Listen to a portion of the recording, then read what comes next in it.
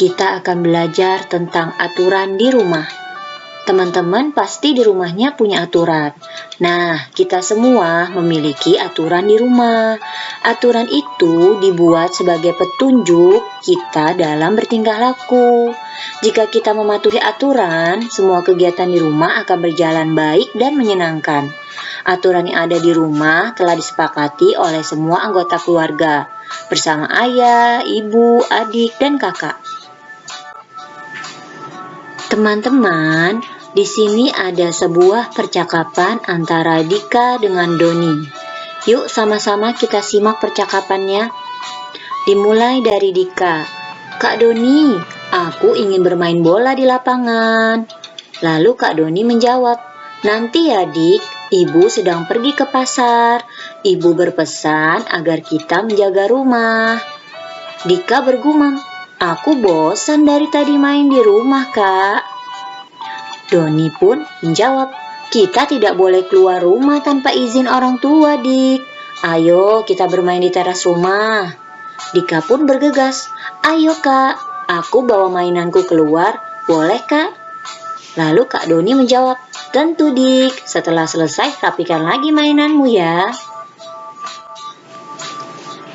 Tadi adalah contoh percakapan bermain peran tentang aturan di rumah. Teman-teman bisa menyebutkan aturan yang ada dalam percakapan tadi? Ya, contohnya, aturannya ketika tidak ada ayah dan ibu di rumah, maka Dika dan Doni harus menjaga rumah. Yang kedua, Dika dan Doni harus meminta izin kepada orang tua jika ingin keluar rumah. Aturan yang ketiga, ketika Dika dan Doni habis bermain, harus merapikannya. Setiap hari, banyak kegiatan yang kita lakukan di rumah. Setiap kegiatan tentu ada aturannya. Nah, aturan itu dibuat agar kehidupan di rumah dapat berjalan dengan tertib, teratur, dan damai. Nah, contoh aturan yang berlaku di rumah adalah sebagai berikut. Melaksanakan sholat ketika azan tiba, mengerjakan PR sesegera mungkin, izin ketika akan bermain di luar rumah, mencuci tangan dan kaki sebelum tidur, bangun tidur tepat pada waktunya, merapikan mainan, merapikan tempat tidur setelah bangun tidur. Tata tertib atau aturan di rumah harus dipatuhi oleh semua anggota keluarga, oleh ayah, adik, kakak, dan juga adik.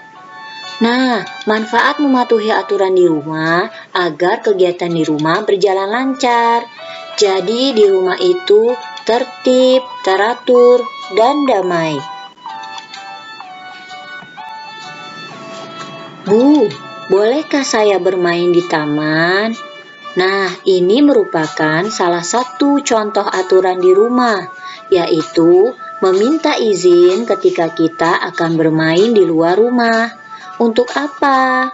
Supaya ayah dan ibu tahu kemana kita pergi dan tidak cemas memikirkan kita.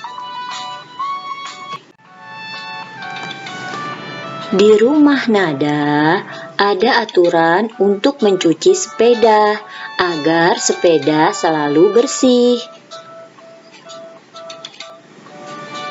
Di rumah Bima ada aturan ketika habis bermain harus merapikan mainan agar mainannya tertata dengan rapi. Syarifah menyapu kamarnya agar kamarnya terlihat bersih. Kirana dan Zain selalu bangun tidur tepat pada waktunya agar tidak terlambat sholat subuh. Kansa mengerjakan PR sesegera mungkin agar tidak telat untuk mengumpulkan kepada ibu guru.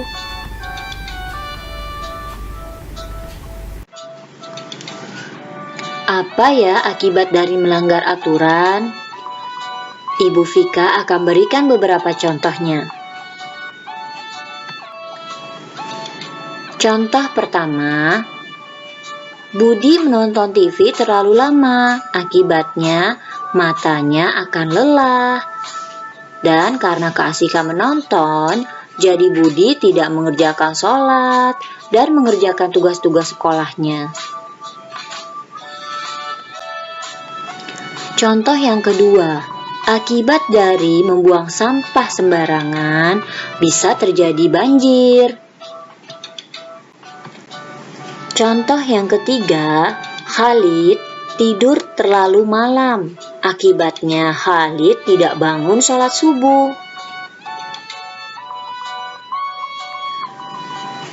Sekarang teman-teman sudah tahu kan apa manfaat dari mengikuti aturan-aturan yang ada di rumah.